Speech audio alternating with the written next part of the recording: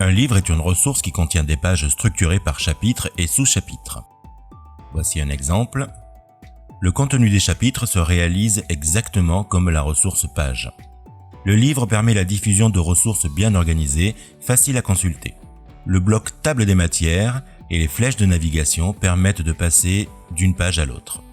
Chaque page peut contenir du texte, des images, des vidéos, des liens vers d'autres sites web ou éléments du cours. Un livre peut se construire de manière collaborative à plusieurs enseignants.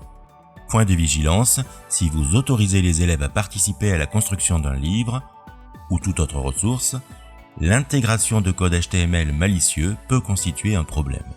Pour créer un livre, j'active le mode édition.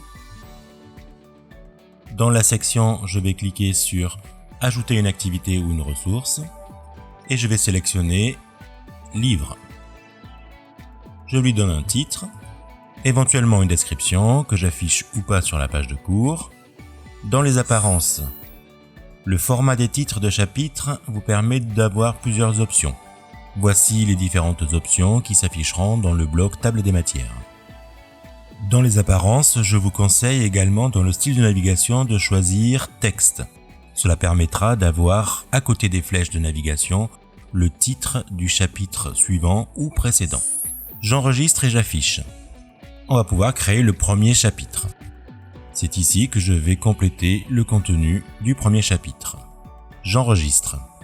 La table des matières se crée automatiquement.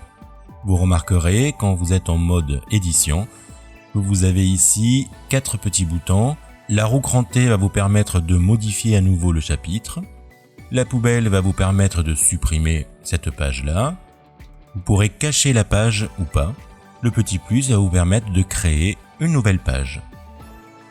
Quand vous créez une nouvelle page, vous pouvez cocher ici la case sous-chapitre. À ce moment-là, cette page va devenir un sous-chapitre du chapitre précédent, c'est-à-dire le chapitre 1 ici. Si je veux maintenant mettre des sous-chapitres au chapitre 1, je vais cliquer sur le plus en face de chapitre 1.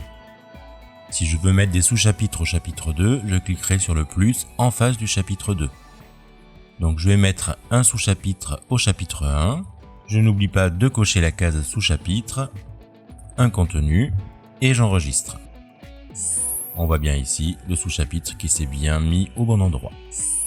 Quand mon livre est terminé, sur le fil d'Ariane ici, je reviens dans mon cours et la ressource livre apparaît en bas. Je peux, avec la petite croix ici, la repositionner à l'endroit où je le souhaite dans le cours.